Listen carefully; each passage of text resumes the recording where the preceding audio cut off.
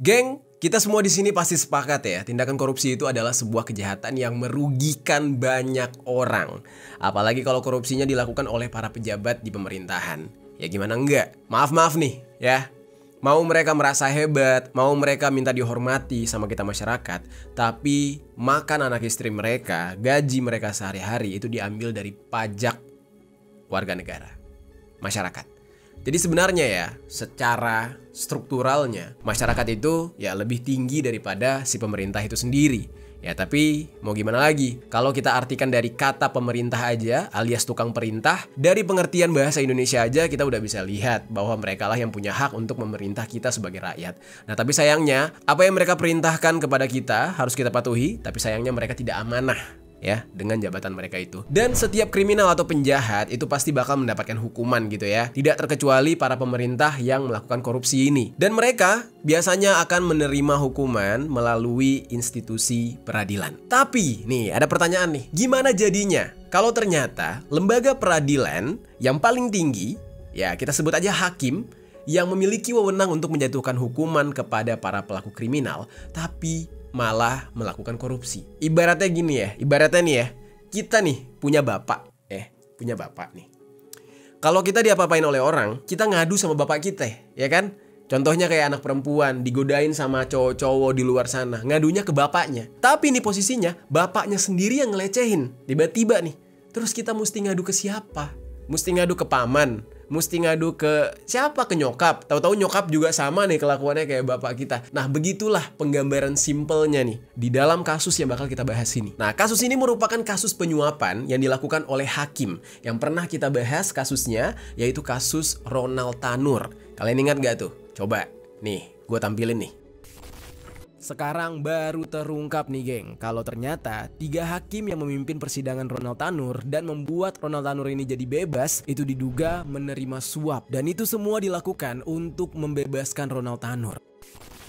Dia ini adalah anak dari anggota DPR yang dibebaskan oleh 3 hakim, padahal dari bukti-bukti yang ada, dia ini terbukti sudah melakukan aksi penghilangan nyawa terhadap pacarnya yang bernama Dini Sera Afrianti sekitar 2 tahun lalu. Nah, hakim yang membebaskan dia itulah yang terlibat kasus. Dan sekarang nih ya, terungkaplah kasus penyuapan yang dilakukan oleh 3 hakim lainnya, geng. Mereka ini menangani kasus korupsi minyak goreng yang terjadi pada akhir tahun 2021 sampai awal tahun 2022. Nah, ini disebut dengan kasus suap. Kebayang tuh ya, mereka menangani kasus korupsi tapi mereka sendiri juga korupsi, menerima suap. Nah, yang mana mereka ini menerima suap alias melakukan korupsi ini dengan imbalan ketiga hakim ini membuat putusan yang membebaskan para tersangka dari jerat hukum. Jadi hukumnya bisa dibeli. Ketika kasus ini dilakukan penyelidikan dan penggeledahan di rumah salah satu hakim, tersimpanlah uang hasil suap yang jumlahnya 6 miliar rupiah di bawah tempat tidur. Terus geng, selain itu ada yang menarik nih dari kasus ini. Nah, jadi ada pengacara yang ditangkap, yang mana pengacara ini merupakan sosok public figure juga gitu. Public figure yang sering bikin konten, memamerkan mobil-mobil mewah, terus mereka punya yacht atau kapal mewah, dan juga helm-helm mahal gitu ya. Pokoknya kehidupannya itu mentereng banget, dan dia menamakan diri sebagai Jakarta Keren X Gadun FM. Nah, dari namanya aja kita udah bisa membayangkan ya bagaimana sosok ini. Dia ini sering dipuji oleh orang-orang sebagai lawyer yang sukses. Namun ternyata di balik kesuksesannya dia malah tertangkap karena terlibat kasus suap ini. Gimana nih penjelasan selengkapnya tentang kasus yang satu ini? Langsung aja kita bahas. Halo geng, welcome back to Kamar Jiri.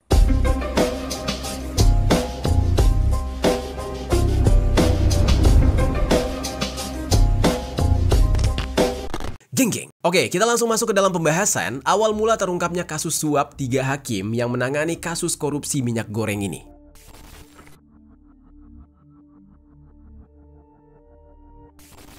Seperti yang udah gue sebutkan di awal, kalau kasus penyuapan hakim yang pertama kali terungkap di beberapa waktu belakangan ini adalah penyuapan yang dilakukan oleh 3 hakim yang menangani kasus Ronald Tanur. Kejaksaan Agung atau Kejagung itu sedang mendalami kasus ini, geng. Dan dari pendalaman inilah, Kejagung justru menemukan kasus lain yang ternyata melibatkan hakim juga. Ketika Kejagung sedang melakukan penggeledahan mengenai penyuapan 3 hakim di dalam kasus Ronald Tanur di Pengadilan Negeri Surabaya, penyidik menemukan adanya dokumen dan uang yang mengarah pada dugaan suap dan gratifikasi lainnya. Ya, yaitu terkait sebuah kasus yang ditangani oleh Pengadilan Negeri Jakarta Pusat. Nah, jadi dari satu kasus nih tiba-tiba mengakar, terungkaplah kasus yang lain. Di saat itu penyidik juga mendapatkan petunjuk dengan mencuatnya nama seorang advokat yang bernama Marcella Santoso. Nah, kalian bisa lihat nih, sosoknya memang rada nyentrik gitu ya, dengan rambut bondol. Ya, dia ini adalah pengacara yang cukup terkenal dan merupakan rekan dari si Gadun FM alias Jakarta Keren. Nah, nanti kita bahas deh di belakang. Marcella Santoso ini terhubung dengan penanganan korupsi ekspor minyak sawit mentah atau crude palm oil yang disingkat dengan CPO di Pengadilan Tindak Pidana Korupsi Pengadilan Jakarta Pusat. Biar kalian gak bingung nih geng, gue bakal jelasin sedikit kasus korupsi CPO ini geng. Nah, jadi gue bakal ngejelasin sesuai dengan timelinenya gitu ya. Kasus korupsi CPO ini terjadi pada akhir tahun 2021 sampai awal tahun 2022. Yang mana ini adalah awal dari mengamuknya emak-emak kalian semua di rumah. Masih inget gak? Di saat itu sempat terjadi kelangkaan minyak goreng dalam rentang tahun 2021-2022. Ya kan? Ngamuk tuh mak-mak kalian. Nah, ini pelakunya nih orang nih. Pada saat itu, harga CPO atau bahan baku utama minyak goreng mengalami kenaikan harga akibat invasi Rusia ke Ukraina, kabarnya, yang kemudian berdampak pada pasokan minyak dan gas global. Yang menjadi aneh adalah Indonesia ini kan adalah negara produsen CPO terbesar di dunia, geng. Ya kan? Nggak ada hubungannya tuh mau perang Ukraina, mau perang Zimbabwe, siapa aja. Kita sawitnya luas. Daratan di Indonesia aja ya hampir didominasi oleh sawit. Kalau bisa nih, semua aja nih seluruh Indonesia dijadiin sawit kalau bisa gitu kan. Jadi saking melimpah dan kayanya negara kita dengan sawit nih. Nah, seharusnya ketika perang Rusia Ukraina itu negara kita tidak mengalami kelangkaan minyak goreng karena aneh banget. Tapi yang terjadi justru sebaliknya. Minyak goreng jadi barang kebutuhan yang langka di pasaran di saat itu. Pemerintah kita akhirnya mengeluarkan berbagai kebijakan untuk menangani situasi kelangkaan minyak goreng ini. Dan di bulan Januari tahun 2022, Menteri Perdagangan pada saat itu yang bernama Muhammad Lutfi menerbitkan Peraturan Menteri Perdagangan Nomor 1 Tahun 2022 yang menetapkan harga eceran tertinggi atau HET untuk minyak goreng kemasan sederhana atau MGKS. Cuma geng, kebijakan tersebut tetap gagal untuk menanggulangi kelangkaan minyak ini. Nah, akhirnya kebijakan lain diterapkan lagi, seperti salah satunya larangan terbatas ekspor CPO dan Domestic Market Obligation atau DMO, namun tetap aja nggak bisa mengembalikan pasokan minyak goreng di pasaran. Ini pada kemana nih? Kebun sawit makin banyak tapi minyak gorengnya langka. Ini aneh sekali. Nah, berarti di sini ada sebuah permainan dari kalangan-kalangan atas yang berbuat curang. Nah, akhirnya dilakukanlah penyelidikan. Di dalam pengembangan penyelidikan, terungkaplah kalau kebijakan-kebijakan yang dibuat oleh pemerintah ternyata malah menguntungkan perusahaan-perusahaan kelapa sawit besar seperti Wilmar Group, Musim Mas Group, dan juga Permata Hijau Group. Nah, lalu Kejaksaan Agung menemukan kalau 3 perusahaan yang gue sebutkan tadi ternyata lebih memilih untuk ekspor CPO dibandingkan memenuhi kebutuhan domestik, dibandingkan memenuhi kebutuhan emak-emak lu di rumah. Jadi mereka tuh lebih milih jual aja ke bule-bule di luar sana, diekspor aja. Warga Indonesia gimana? Biarin langka dah. Ini udah salah. Yang mana ini akhirnya menyebabkan kelangkaan minyak goreng tadi. Karena mereka lebih memilih untuk ya mikirin cuan lebih daripada harus menjaga kesejahteraan rakyat sendiri, menjaga isi perut rakyat sendiri. Nah, oleh karena kejadian ini ditetapkanlah mereka ini sebagai tersangka korporasi dalam kasus ini pada bulan Juni 2023. Nah, jadi si perusahaan tadi itu dianggap sebagai tersangka nih yang menyebabkan minyak goreng di Indonesia itu jadi langka karena mereka egois dan curang, malah menjual hasil bumi Indonesia ini ke luar negeri jauh lebih banyak dibandingkan dalam negeri, dan bahkan dalam negeri ya jadi langka gitu. Di saat itu geng, jaksa kemudian nuntut nih 3 perusahaan tadi menggunakan pasal 2 ayat 1 jungto pasal 18 Undang-Undang Tindak Pidana Korupsi jungto pasal 55 ayat 1 ke 1 KUHP. Jaksa di saat itu menilai ketiga perusahaan tersebut terbukti secara sah dan meyakinkan bersalah melakukan tindak pidana korupsi, pemberian fasilitas ekspor CPO secara bersama-sama. Nah, jaksa di saat itu menjatuhkan pidana denda masing-masing 1 miliar kepada 3 perusahaan tersebut. Dan selain itu, jaksa juga menuntut pidana tambahan kepada 3 perusahaan ini. Nah, jaksa di saat itu meminta geng, Permata Hijau Group, ya, perusahaan yang pertama ini untuk membayar uang pengganti rugi sebesar 937,5 miliar. Terus perusahaan selanjutnya yaitu Wilmar Group diminta membayar 11,8 triliun. Wah, gila banget. Dan Musim Mas Group ya, perusahaan yang ketiga diminta membayar 4,89 triliun. Wah, duit semua itu. Terus, dari informasi ini, tim penyidik Kejaksaan Agung melakukan serangkaian penggeledahan di Jakarta. Dan gak lama kemudian, Kejaksaan Agung mengumumkan nih, ada sebanyak 7 orang yang ditetapkan sebagai tersangka, yaitu salah satunya si lawyer atau pengacara yang kita omongin tadi, yang rambutnya bondol, yaitu Marcella Santoso. Di samping itu ada temennya lagi, namanya Arianto Bakri, alias Ari Bakri. Nah, mereka berdua ini adalah pengacara dari 3 perusahaan yang tersandung kasus tadi. Sedikit gue infokan ya, Arianto Bakri atau Ari Bakri, dia itu dikenal dengan sebutan Jakarta Keren X Gadun FM. Nih kalian lihat videonya. Lupa lu, ada soal di sini.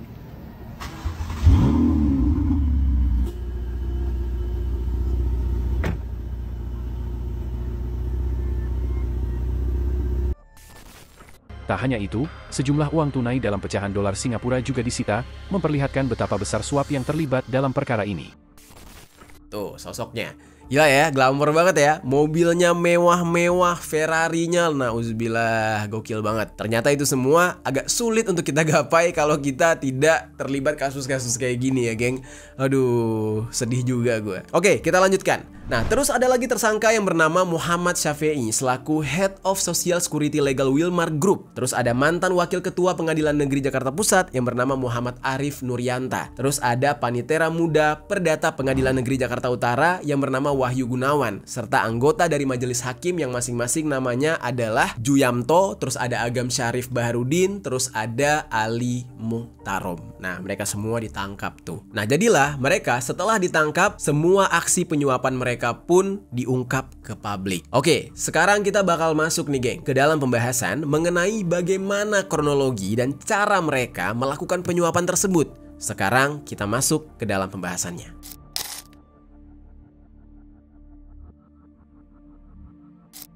Jadi geng, kasus suap terhadap 3 hakim ini terjadi ketika Arianto alias Ari Bakri itu menerima sejumlah uang dari Syafi'i untuk bisa membebaskan perusahaan dari kasus korupsi CPO ini.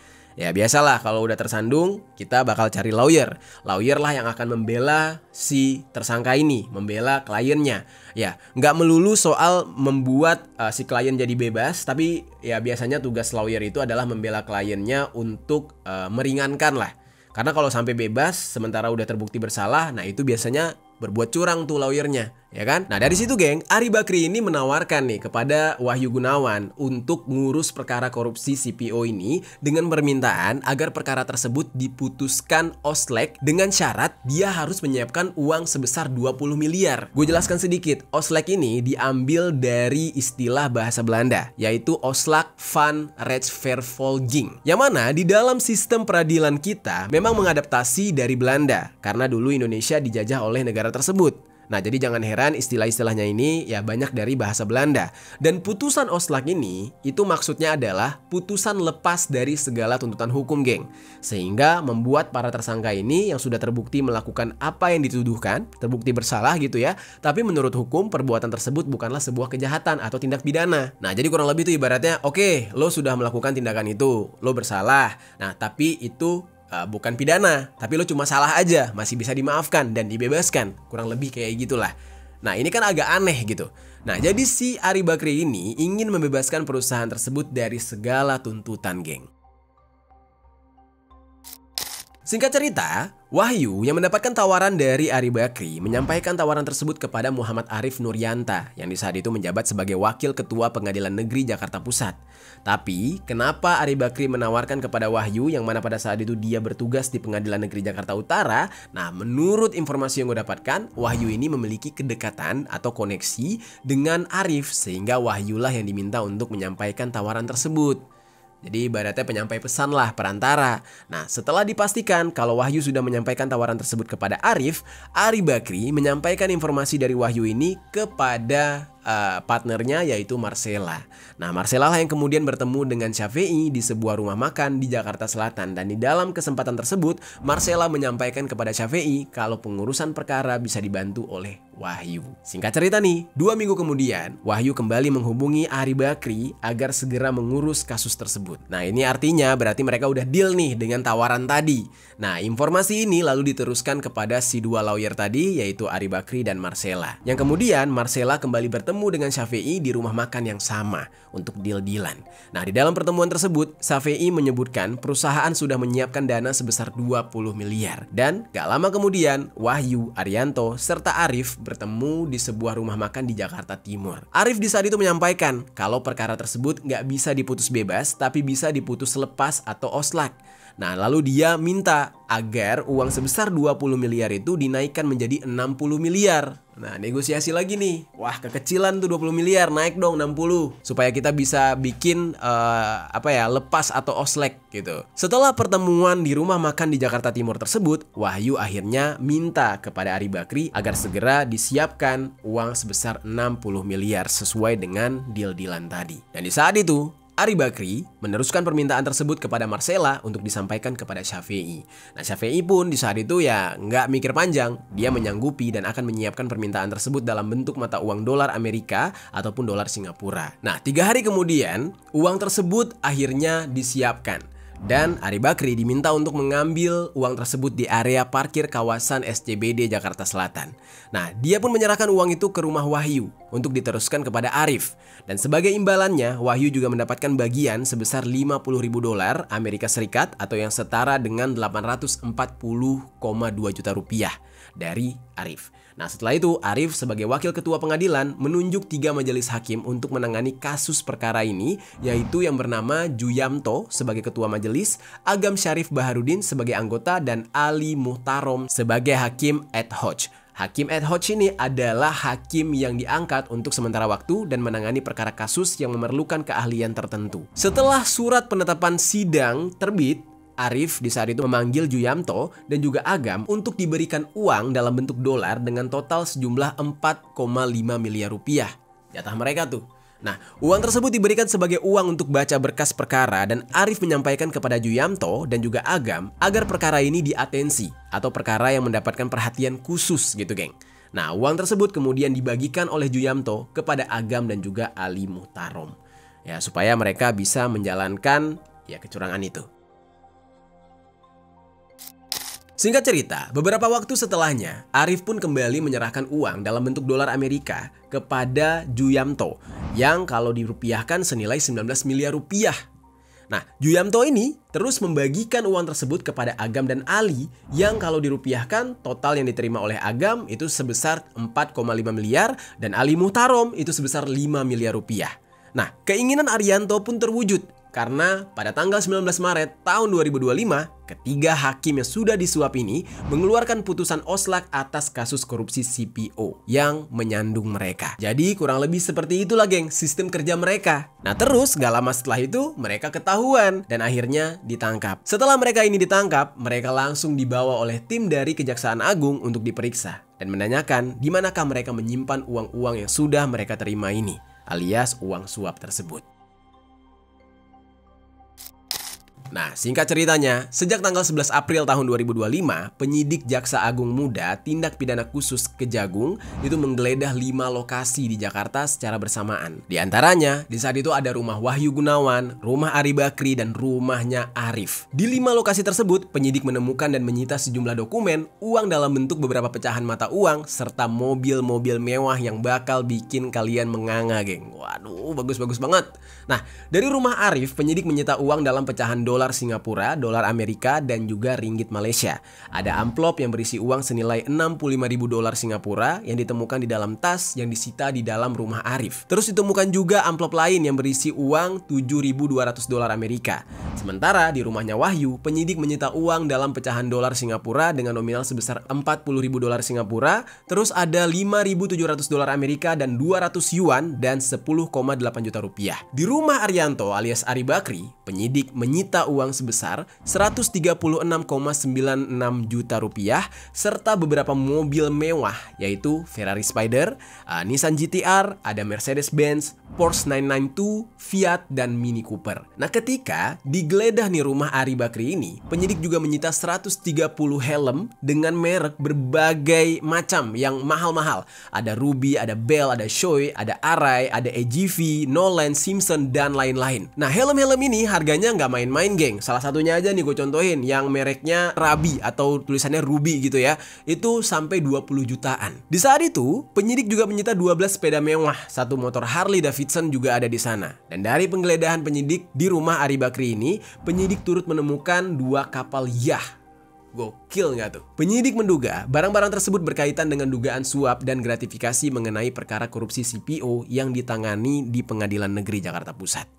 Selain dari para tersangka yang sudah gue sebutkan tadi, penyidik juga menahan beberapa orang lain, yaitu ada yang inisialnya DPP, ternyata itu adalah istrinya Ari Bakri, dan ada IIN, dan juga BS selaku supir pribadinya Arif, dan 5 anggota stafnya lawyer yang bernama Marcella yang bekerja di kantor Arianto Arnaldo Law Firm, yaitu yang berinisial BHQ, ada ZUL, ada YSF, dan juga AS, serta VRL. Nah, itu inisial-inisialnya. Terus geng, Ali Muhtarom, salah satu tersangka dari kalangan hakim nih ya, yang ditangkap juga. Dia ini diberikan pertanyaan mengenai di mana dia menyimpan uang yang dia terima dari penyuapan ini.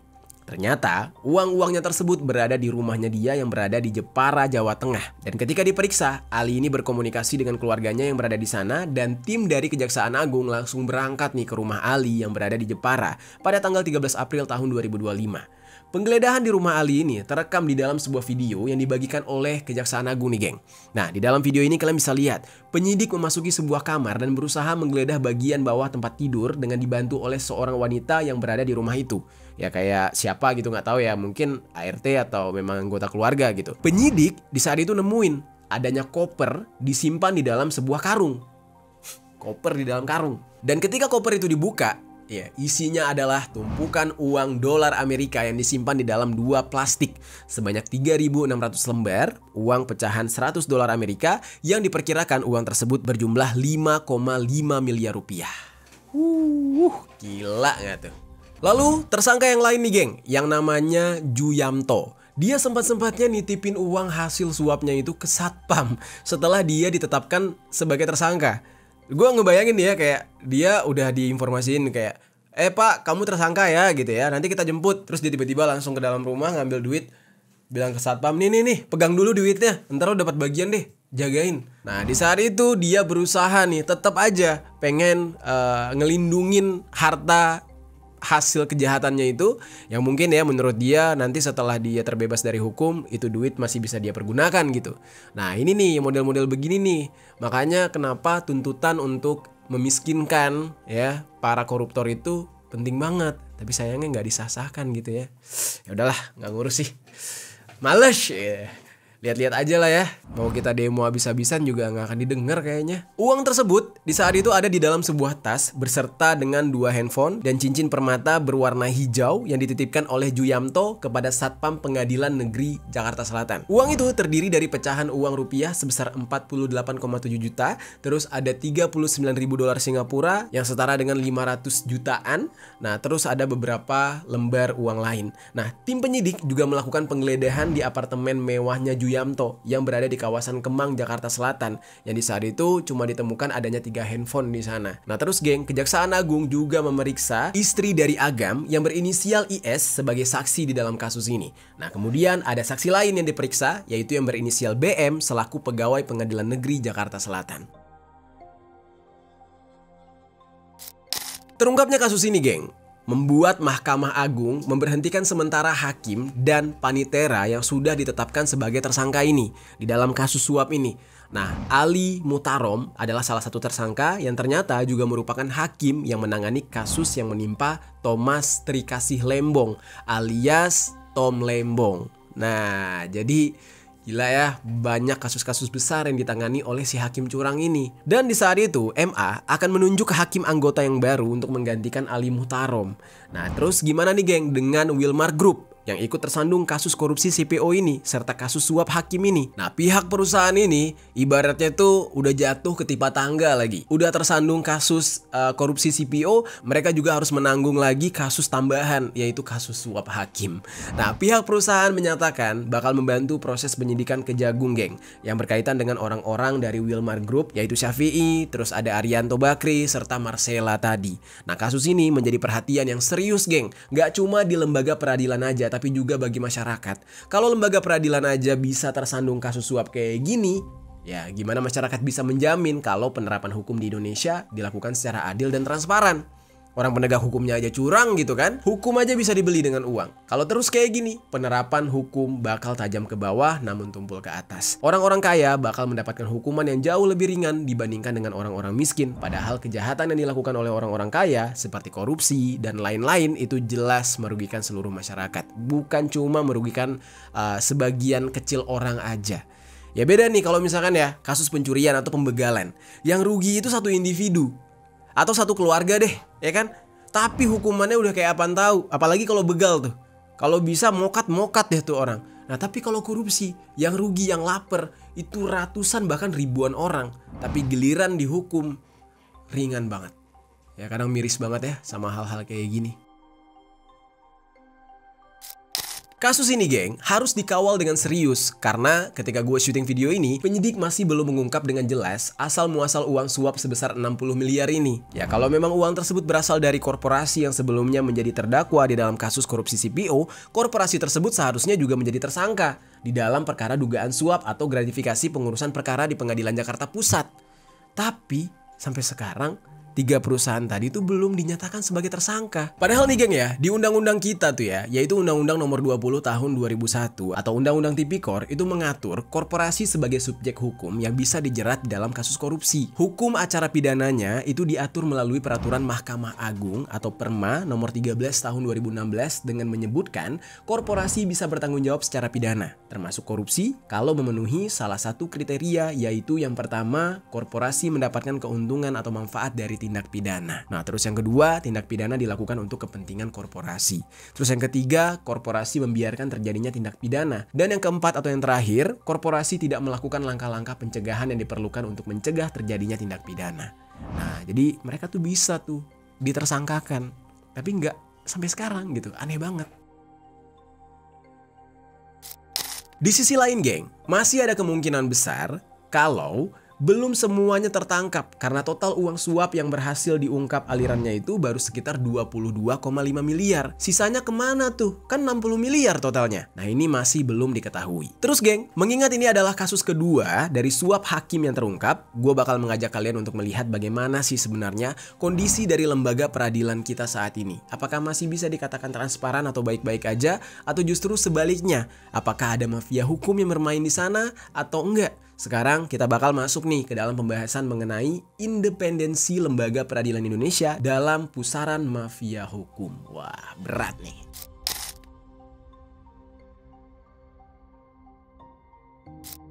Jadi, geng, terungkapnya kasus suap hakim untuk kedua kalinya tentu membuat lembaga peradilan, khususnya Mahkamah Agung, ya menjadi tercoreng namanya. Gimana bisa, geng, instansi yang seharusnya menegakkan keadilan tapi malah tercemar dengan kejahatan berupa suap dan gratifikasi. Nah, oleh karena itu, Mahkamah Agung pada tanggal 22 April tahun 2025 itu merespons hal tersebut dengan merotasi sebanyak 199 hakim dan 68 panitera. Dirotasi tuh, di rolling tuh. Dari ratusan hakim yang terkena rotasi ini, ada sebanyak 61 hakim di 5 pengadilan di wilayah Jakarta itu dimutasi keluar kota. Di saat itu, melalui Kepala Biro Hukum dan Hubungan Masyarakat MA yang bernama Sobandi, proses promosi dan mutasi itu dilakukan untuk penyegaran. Jadi diganti tuh orang-orangnya, ditukar dengan yang baru. Dan di dalam pemindahan hakim ini, MA memperhatikan berbagai aspek di saat itu. Dan di dalam rapat pimpinan, masalah mutasi ini dibahas hingga sampai malam hari karena terjadi diskusi panjang serta menilai setiap nama dari hakim ini satu persatu. Di dalam rotasi ini atau pemindahan hakim-hakim ini ke kota-kota lain, itu pimpinan di 3 pengadilan negeri di Jakarta, yaitu Pengadilan Negeri Jakarta Pusat, Jakarta Selatan, dan Jakarta Utara diganti. Nah, Pengadilan Jakarta Pusat saat ini itu dipimpin oleh yang namanya Husnul Khotimah, yang sebelumnya adalah Ketua Pengadilan Negeri Balikpapan. Nah, dari Kalimantan dipindahkan ke Jakarta. Nah, terus Ketua Pengadilan Negeri Jakarta Selatan saat ini dijabat oleh Pak Agus Ahyudi yang sebelumnya merupakan Ketua Pengadilan Negeri Banjarmasin, masih sama-sama dari Kalimantan juga. Sementara Pengadilan Jakarta Utara saat ini diisi oleh Yunto S. Hamonangan Tampu Bolon yang sebelumnya adalah Ketua Pengadilan Negeri Serang, Banten. Nah, terus banyak yang menanyakan nih, geng. Apakah dengan dirotasinya atau ditukarnya para pemimpin-pemimpin ini bakal menyelesaikan permasalahan suap di tubuh hakim? Nah, di saat itu Pak Sobandi mengatakan ini nggak ngejamin. Nah, beliau ini bilang kalau waktu yang akan menjawabnya. Namun rotasi yang dilakukan oleh MA ini adalah salah satu upaya yang diharapkan bisa menciptakan peradilan yang bersih dan berkualitas. Jadi orang-orangnya diganti, ditumbangkan yang lama karena dianggap tidak apa ya. Ya begitulah, gue nggak bisa ngomong ya, nanti takutnya salah ngomong. Intinya diganti dengan yang baru biar lebih fresh gitu. Kalau kita mundur sedikit nih, geng, sebenarnya upaya pencegahan kayak gini tuh udah pernah dilakukan oleh pemerintah karena belum lama ini pemerintah itu udah menaikkan gaji serta tunjangan para hakim. Bahkan naiknya itu tinggi banget, sampai 35% sampai dengan 40% bahkan. Tapi ternyata faktanya masih banyak aja yang tamak, maruk, gak puas-puas. Banyak hakim yang tergoda untuk tetap melakukan suap untuk keuntungan pribadi. Ya, seolah-olah kenaikan gaji serta tunjangan mereka ini masih kurang buat mereka. Berdasarkan pantauan Indonesia Corruption Watch atau ICW, sepanjang tahun 2011 sampai 2024, udah ada 29 hakim yang ditetapkan sebagai tersangka kasus suap. Mereka diduga menerima suap untuk mengatur hasil putusan dengan nilai mencapai 107,9 miliar rupiah. Dan dengan adanya kasus suap terbaru ini, nggak cuma menambah panjang daftar hakim yang terlibat suap, tapi juga menunjukkan praktik jual beli vonis untuk merekayasa putusan yang sudah di dalam kondisi yang mengkhawatirkan di negara kita. Ngakunya sih negara hukum, tapi ya hukumnya seamburadul ini. Terus geng, pihak ICW itu mengungkapkan kasus-kasus suap yang melibatkan hakim ini selalu menunjukkan adanya pihak lain yang terlibat, yang mana diantaranya adalah pejabat dan pegawai di dalam pengadilan. Yang biasanya pejabat atau pegawai pengadilan ini yang menjadi perantara antara pemberi dan si hakim untuk menerima suap. Karena banyaknya orang yang terlibat di dalam kasus suap di tubuh peradilan dan kasusnya sudah terjadi beberapa kali, ini sangat memungkinkan untuk menyebutnya sebagai praktik dari mafia hukum atau mafia peradilan. Dan untuk itu, geng, banyak pihak ya, mulai dari ICW bahkan sampai ke aktivis itu menyerukan adanya reformasi total di dunia peradilan, mendesak agar pemerintah dan institusi hukum untuk membongkar praktik mafia hukum serta mereformasi sistem pendidikan advokat, mulai dari proses rekrutmen, magangnya gimana, sampai penegakan kode etiknya gimana. Dan profesi-profesi yang berada di lembaga peradilan itu mau pengacara, jaksa ataupun hakim harusnya kembali pada tugas utamanya sebagai penegak keadilan, bukan hanya sebagai profesi untuk mencari uang, ya, bukan hanya profesi untuk mencari uang. Oke, ICW di saat itu mendesak MA untuk memandang mafia peradilan sebagai masalah yang harus segera diberantas. Jadi jangan dianggap remeh. Nah, MA juga harus mulai mengetahui potensi korupsi di lembaga peradilan dengan berkoordinasi dengan Komisi Yudisial, KPK, dan berbagai elemen dari masyarakat sipil. Pengawasan terhadap kinerja hakim dan syarat penerimaan hakim juga perlu diperketat untuk menutup ruang potensi korupsinya. Terus geng, tadi gue sempat singgung kan mengenai perusahaan yang terlibat itu nggak ikut dijadikan tersangka padahal udah ada peraturannya. Nah, kenapa hal tersebut bisa terjadi? Nah, menurut peneliti ICW yang bernama Muhammad Yasar, di KUHAP itu belum tercantum mengenai ketentuan dalam hal pidana korporasi, geng. Jadi ada celahnya nih. Perma nomor 13 tahun 2016 masih berupa ketentuan parsial atau ketentuan yang dijalankan sebagian terkait pemidanaan korporasi, sehingga peraturan ini masih sangat jarang dijalankan oleh penegak hukum. Salah satu penyebabnya karena substansi dari peraturannya itu nggak berada di level undang-undang, geng, sehingga menyebabkan kebingungan bagi penegak hukum karena banyaknya interpretasi mengenai terkait regulasi yang seharusnya dijadikan acuan dalam mempidanakan korporasi. Pak Yasar ini juga bilang, secara kapasitas penegak hukum di Indonesia sering merasa kesulitan untuk membedakan kapan sebuah tindak pidana itu dianggap sebagai tanggung jawab dari korporasi atau kapan dianggap sebagai tanggung jawab dari individu. Ini agak susah dibedakan nih, agak susah dipilah oleh mereka. Dan ICW sendiri mencatat setidaknya udah ada 252 pengusaha atau swasta yang menjalani persidangan kasus korupsi di tahun 2023. Nah, namun itu semua hanya merujuk pada individu, bukannya korporasi sebagai badan hukum. Dari data yang sama, setidaknya nih ya, hanya ada 3 korporasi yang didakwa dalam kasus korupsi dari total 898 terdakwa di tingkat pengadilan negeri. Kebayang tuh, dari 800-an cuma 3 yang udah didakwa.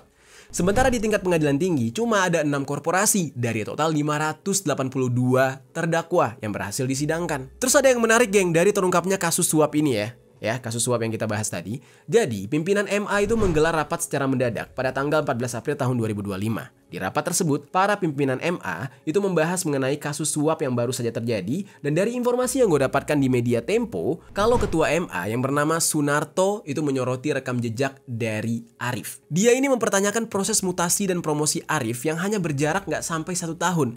Padahal Pengadilan Negeri Jakarta Pusat dan Pengadilan Negeri Jakarta Selatan berstatus kelas 1A khusus yang seharusnya dipimpin oleh hakim senior yang sudah melewati proses seleksi bertahap dan ketat. Ini orang kayak batu loncatannya cepet banget gitu. Arif ini bisa dengan cepat melewati tahap-tahap tersebut. Dia dilantik menjadi Wakil Ketua Pengadilan Negeri Jakarta Pusat pada tanggal 17 Januari 2024. 10 bulan kemudian, Arif dipromosikan menjadi Ketua Pengadilan Negeri Jakarta Selatan. Perpindahan Arif yang relatif cepat ini menimbulkan pertanyaan bagi sejumlah penegak hukum di MA.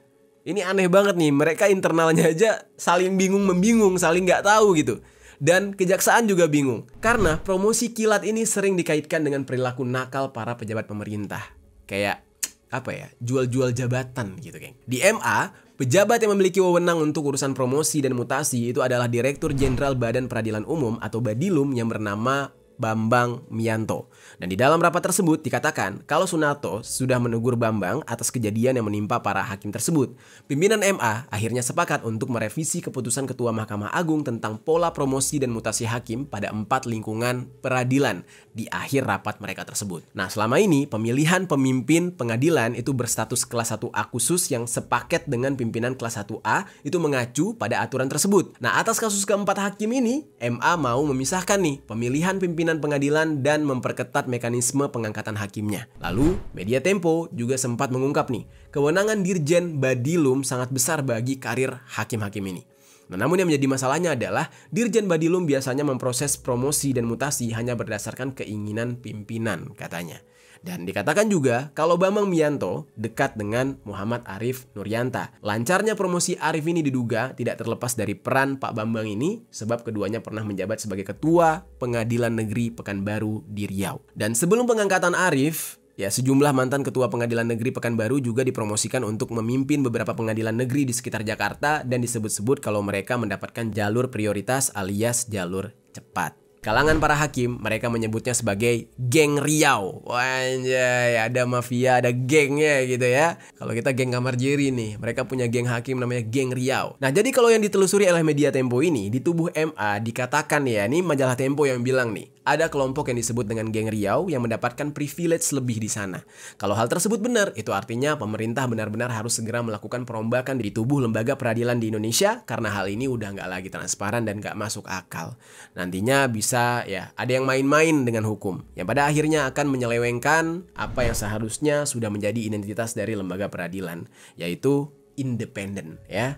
Nggak boleh ada yang mengintervensi, nggak boleh ada yang mengatur-ngatur. Bebas dari intervensi dari pihak manapun.